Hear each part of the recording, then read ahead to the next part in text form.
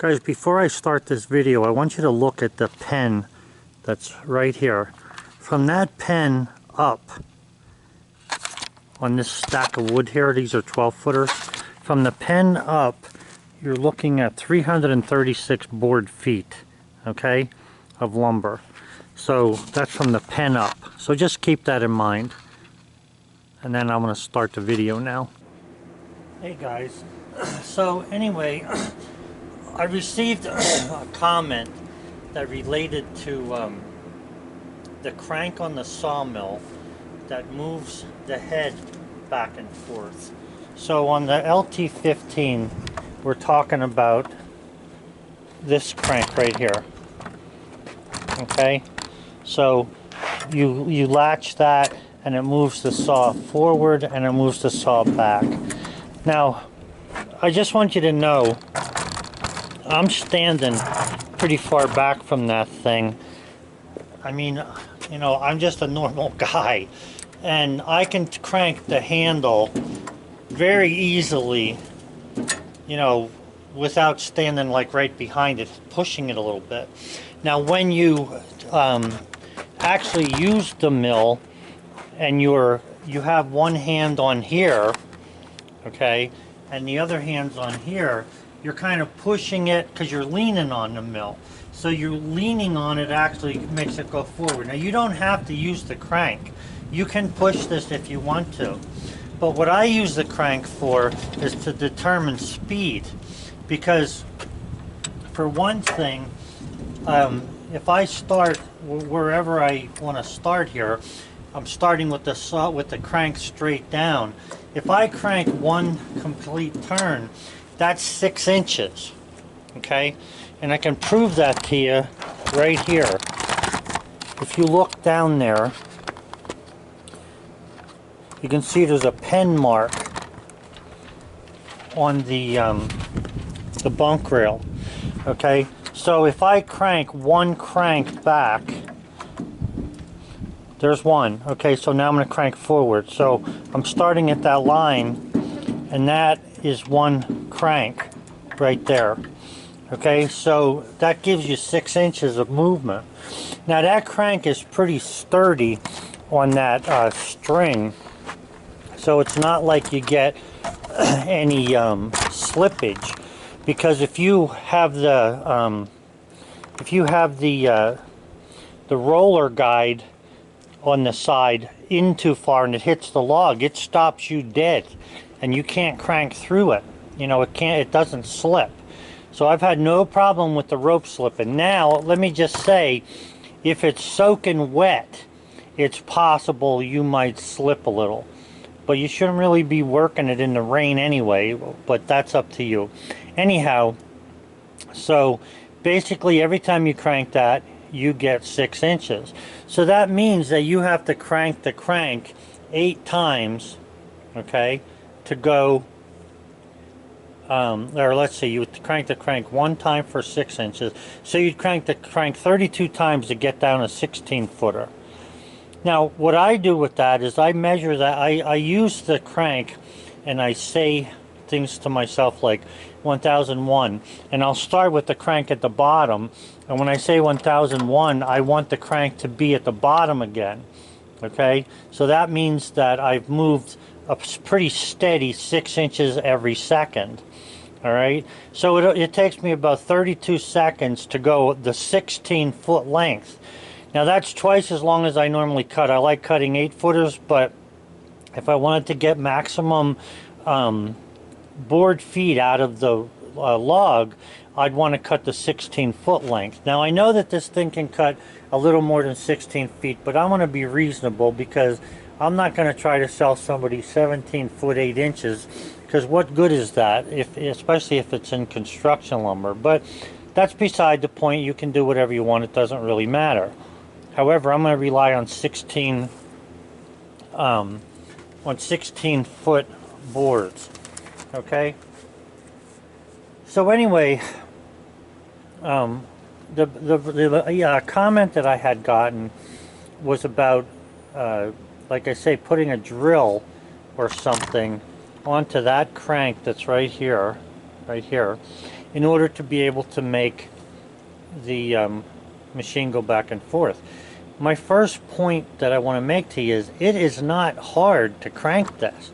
I mean, this thing really cranks pretty easily. If you just grab it, you know, and push it without even cutting any boards, it's very simple. But it's just about the same when you're cutting up to, say, an 8-inch wide. It gets a little harder past 8, but believe me, the hardness is not something that you really notice until you get up into heavier log. Like if you're past 12 inches and you notice you have to slow down to try to cut through that a little bit. I'm not talking about a lot. This thing can do its job. It's just, you know, you do notice a little difference in it. So anyway, the guy had talked about using a crank in there, or I mean a drill on there to crank it. And I'll just tell you that I don't feel that that's necessary. Now, I'm not saying he doesn't have a good idea, and maybe his idea would work well, but they do make a thing for this that's electric that'll make it go back and forth. So you can add that as an option. I'm not interested in that option. I just want to explain why to you. So let's start with the specs on the LT15. This LT15 is supposed to be able to cut 320 feet of lumber, and I'm going to say board feet. So let's say 320 board feet per hour. Okay, now really 320 board feet is not that much lumber, because I just showed you over there on the lumber pile that's over there. Let me just get you over there again. I showed you over in that lumber pile there that it's hardly, you know, down to here that actually gives you 300 board feet. So 300 board feet is about a foot plus a little bit on that pile. So it's not a whole lot of lumber. So let's just get back to looking at this thing here. Alright, so anyway, if you realize this also, that the length, so first of all, let's just say 320 board feet an hour. So think, you know, that's the number we're supposed to be able to cut. And I will tell you that this sawmill will cut a lot more than 320 board feet an hour. It all depends on the help you have. If you have one helper taking wood off and one helper with a log ready to go back on and can clear away the lumber that's on the side, the flitches and stuff like that you get, you will cut more than that. If you're by yourself, I feel like when you're getting old like I am, I'm going to be 66, okay? I got to admit that this thing tires me out, but it's not because it's so hard. It's because I'm getting older. I would say that in my 30s, I could easily cut 320 board foot an hour with this thing without even thinking about it, okay? As long as you have somebody to get rid of the lumber that you cut and somebody to be ready to put a log on here as soon as you're ready to cut the log. Okay, that's the thing you have to realize. So, let's see. Realize that the width of the log, or the cant, right? In other words, the size of the log will have a lot to do with the production rate. So I'm going to give data on an 18-inch diameter log. All right, so if I have an 18-inch diameter log, right, and I come over here and I look at my thing here, I can see that I get a little more than a 18 inches, 12.7 inch log, or I mean cant. That's what I get out of an 18-inch log, okay? So anyway, like I had said, the production rate has a lot to do with how big the log is, so just bear with me. So anyway, an 18-inch log gives me a 12-inch cant, a square cant. If you cut carefully that 12-inch cant, in other words, if you cut it a little over 12, you need to allow 1/8 of an inch for all of your cuts in between. You might be able to get 12 boards out of that thing. But I'm going to say that we're going to get 11. So let's say we get 11 1 by 12 by 16 foot. Now the mill can cut 17 foot, and the manufacturer, you know, when they talk about the mill, they want to talk about every inch they can give you. The mill cuts, I think, 17 foot 8 inches, but I'm interested in cutting regular lumber, so 16 foot is what I'm interested in cutting. That's what, you know, I feel is a fair number. When you go to sell it, you're doing the same thing anybody else does, and this way here you can be able to sell it at a price that other people also charge. So if you figure 11 1 by 12, 16 foot long, that's 176 board foot. So 2 logs like that is roughly 350 board feet. So that's about what they say 2 logs, 2 18-inch logs would give you what you would need to cut the factory's recommended, or not recommended, but the factory's specs, which is 320 board feet for an hour, okay? So you can figure that there's 4 cuts to get the flitches off. So you know what I'm talking about, right? I'm talking about these round bark-filled edges here that are not really worth anything, okay? So on this particular pile, you're talking about this one, and that one, and probably this one. So there's 4 of them on every log that you have to cut. So 4 of those cuts have to be figured out. You know, when you go to calculate how many board feet, you're talking about the saw gone down the cut. It doesn't matter whether the board's good or not. What matters is how many board feet you're going to cut. So it would take about 2 12-inch logs 16 foot long, or 2 12-inch cants 16 foot long to get about 350 board feet, and I think it can do it. So anyway, let me just say, if you figure that there are 4 cuts for the flitches, okay, that's a total of that makes 15 cuts on one log. So 15 cuts total for the log, which equals 240 foot of 16 foot cuts. Okay, so it's 240 feet of cutting that you've done on a 16-inch or a 16 foot long 12-inch diameter 12-inch square cant, I should say. All right, so let me just say that again so we get that straight here. So you get 15 cuts out of an 18-inch log, which will give you a 16-foot cant, or 12-inch cant, I'm sorry, a 12-inch cant, and it equals 240 feet of cutting. So 240 feet. So anyway, with that math out of the way, here's what I like about the hand crank. 1 turn of the crank moves the head 6 inches or a half of a board foot if you're talking about a 12-inch log or a 12-inch cant, okay? So a half of a cant as you move it down the track. Okay, so what I'm going to do is I'm going to crank this thing and show you how many cranks, just to verify this, it takes to get down to the end there. Okay, so that's 1, 2, 3, 4, 5, 6, 7, 8, 9, 10, 11, 12, 13, 14, 15, 16, 17, 18, 19, 20, 21, 22, 23, 24, 25, 26, 27, 28, 29, 30, 31, 32, 33, 34, 35,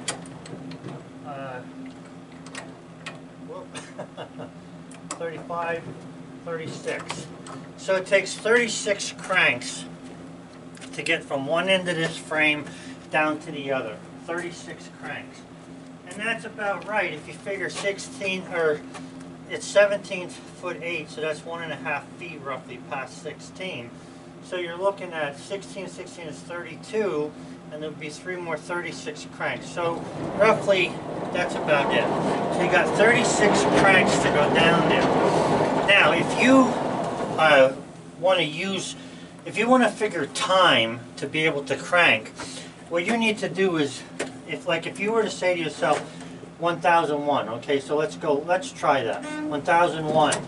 Okay, so I went 6 inches. 1002. That means that in 2 seconds I moved 1 foot. All right, so in 15 seconds I can go all the way down here just cranking a regular cranking. I'm not going crazy with it. I'm not trying to really push it. I'm just going with, you know, whatever I need to go down the length of the crank, or the length of the mill. And don't forget, I'm pushing on it at the same time, which makes the cranking a little bit easier. Okay? So let me just, 1, 2. Okay, so let's go like this. 1001, 1002, 1003, 1004, 1005, 1006, 1007, 1008, 2009, 2010.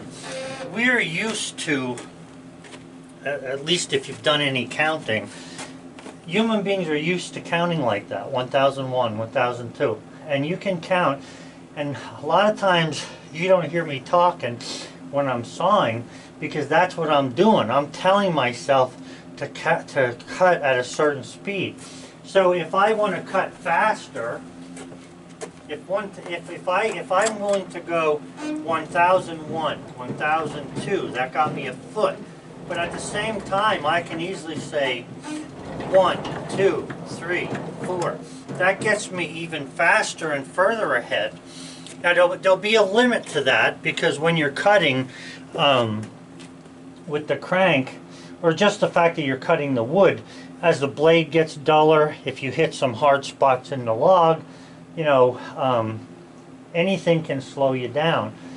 But my point here about the crank is that you can use the crank by figuring out seconds of how long it'll take you to run back and forth on this thing. And it does not take long. You can see that if I go it's 2 seconds to go a foot. So to go 16 foot is roughly 30 seconds. I mean, that's a half of a minute to cut one cut. So 1 full minute of cutting. Now you got to go down and come back. So let's just figure on the downward cutting for right now. So if it's 30 seconds to go all the way down there, okay, and it's 1 minute to cut a second cut, that means you're cutting 32 board feet, and you're doing it in about 3 minutes probably. So if you do the math on it with a calculator and you sit down and you really want to figure it out, and I'm not trying to do that, what I'm trying to do is justify why this hand crank is okay with me, because it doesn't take much to turn it, okay, and you can use it to calculate how fast you're cutting. I don't need to count the boards that I have over here to tell me what my production rate is. What I can do, instead of counting boards, okay, especially if I have a good log, I can count by myself just the seconds that it takes me and know how far I've gone. And like I say, what speeds that up is, you know, if there's somebody there with the backhoe with a log hanging on there, or a set of forks, or whatever you want, however you want to do it. Or even if you have the skid or you know, a table set up so that the logs can roll right on, that's up to you. You can get faster by setting this up good. And what I like about the woodmizer is they have thought all of this through. I mean, to crank that crank one time and get a 6-inch movement, come on, that makes life very easy to figure out what you're doing here in an hour's time. Okay? So to me, I just think it's a good deal. So let's think about that for a second. If it takes 35, let's say 40, just to round it off. It takes 40 seconds to go down with a 16-inch cut. Let's say it takes 20 seconds to bring it back. Okay, so that's a minute. So it takes 1 minute to make a cut and come back with the saw to start another cut. Okay, so what you're saying here is, let's see, you have 16 board feet. Let me think for a second. Okay, so what I was going to say there is, if you're cutting 16 footers, okay, and you cut for 30 minutes, and it's a minute for a 16 footer, you're looking at 18, 3, 4. You're looking at 480 board feet that you could cut in a half of an hour. Now, I believe that the woodmizer has figured out, you know, everything that goes with this to give you 320. I really do. I believe they figured out the time it takes to unload and load. I believe they figured out the time it takes to change a blade in there somewhere, maybe every, I don't know, 4 hours or so. The point is that they're telling you a good number. The 320 is not only something you could get to, it's absolutely a number that you can get to even if you're not 20 years old. Okay, so it's not hard for me to cut, you know, a board every minute on this thing. I mean, if I go down there and walk back here and I did that for half an hour, I've cut a lot of lumber already. I mean, you know, it's just adds up. And you can do the math yourself on the rest of that. I just got you started on thinking about it. So that's the only reason I'm not really interested in having, you know, the mill run itself back and forth. Now there's something else too that I think you should understand that's pretty important about the sawmill.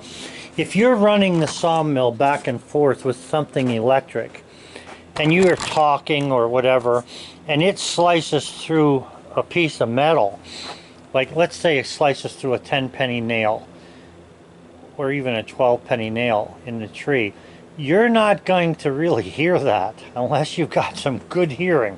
Because I have run through a couple of things and never heard them, only determined it was something was wrong because when I started the next cut, you know, it took me a while to get through the board or I didn't want to cut straight.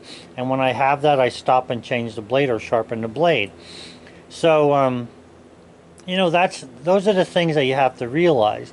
The width of the log, if you don't have the your arm here opened up enough to take the log, and let's say there's a knot in the log and you hit the knot, that's going to slow you down. If you have something electric working this and you hit a knot because that's not wide enough, you've got to run down here and move that quick to be able to make that go through. I would much rather have this the way it is by hand. It's the same thing like cutting with a handsaw. When you cut with a handsaw for years, you can learn just the way the saw is moving and the saw sounds, whether you're hitting something or not.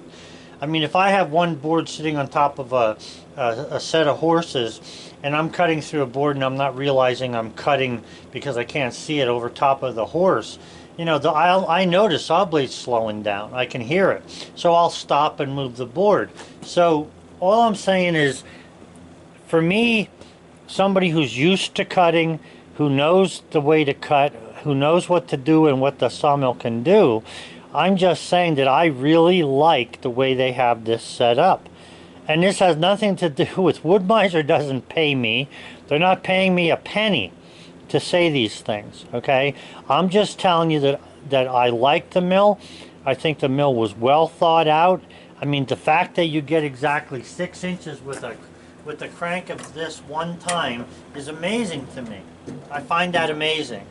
And it's because of the engineering behind it. So anyway, that's my response to the comment about the drill, putting a drill on that handle. I don't think that, I don't think it would be hard to mount something on here to make this go around. But I'm not really interested in that. I mean, even this, turning the head up and down is actually harder than cranking this, cutting through a 12-inch wide cant. Turning this is harder than turning that, and this isn't that hard. I mean, you know, you can see me here cranking it up. It's not that much of a deal. But I'm just saying, this actually turns harder than this does. So, all right, guys, well, that's the video I wanted to make today. Let me just tell you that the weatherman said it would be nothing but sunshine for the rest of the week. Sunshine, sunshine, and more sunshine. Well, it's shining, but it's behind a whole lot of clouds. I don't get this weather, really. They've been telling me all week it's going to be sunshine, and it hasn't been. A little bit of sunshine and that's it. Okay. All right, so I hope I answered the question. I know the question was more, do I think you can put a drill on it? Yes, I do. I don't think it would be hard at all to put something over this rod here that turns the mill, or that makes the mill go back and forth. I don't think there would be anything hard about it, but I don't want that. Because if I had that, I feel it would give me more trouble. So, And besides, walking back and forth is good for you when you're my age. It's probably good for you at any age. But anyway, I'm just saying that's the way that it works. And if you think about it, 320 board feet an hour, which Woodmizer says, I say can be beat. It all depends on what your system is. You know, if you have a log on here and it's bolted down, the guy's ready to cut, and you have the backhoe going to get another log and bringing it over here ready to set on here, I believe you can cut a lot more than 320.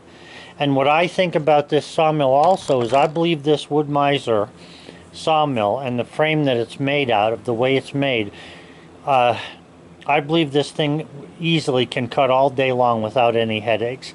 Now, I don't know what would wear out first. Obviously, my belt wore one of the things off the side, but I still use it. I'm still using it because it still cuts. Now, if that breaks, then, you know, that's what happens, and the belts go first. But I don't know if it's going to go. All I'm saying is, I believe the mill is a well-made mill. I believe they got the horsepower and everything matched up to it. Don't get me wrong, this is 19 horsepower. If I could have if they would have had in stock something different, maybe I would have bought something different. I know I like diesel, but the smell of the diesel all the time, and to me, diesel motors are harder to start in the winter. But it depends. They might have, you know, things set up for that. I haven't looked at it.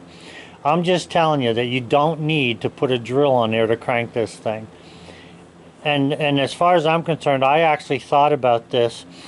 I thought to myself, I wonder if you could put a chair on this frame somehow just to sit on it and crank your way down through it. I believe you could if you wanted to, but I don't really want to do that because I need to get the exercise. But I really think you could do that and it'll still work. So anyway, guys, like I say, that's my thought on that comment. And thanks for watching my videos. I appreciate it. If you can get more people to watch them, the more the better. It helps me to get, you know, to get me influenced to get the videos made. A lot of times I do stuff and I forget the camera. But anyway, have a good one. And watch that sun doesn't burn your skin. Bye.